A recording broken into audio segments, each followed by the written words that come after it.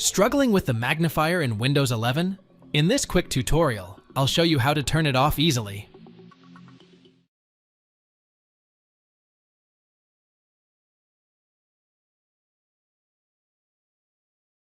Right-click the Start button and select Settings.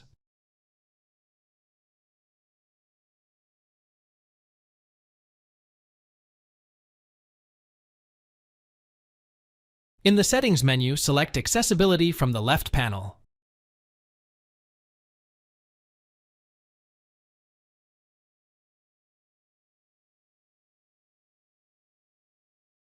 On the right, click on Magnifier.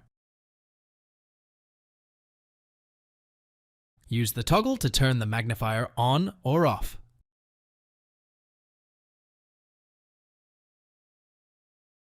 Modify the zoom level to control how much the screen is magnified.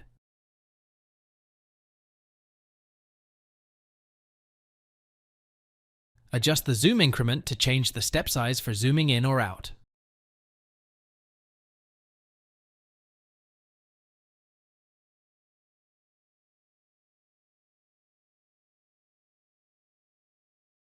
Thanks for watching. If it helps, make sure to hit like and subscribe.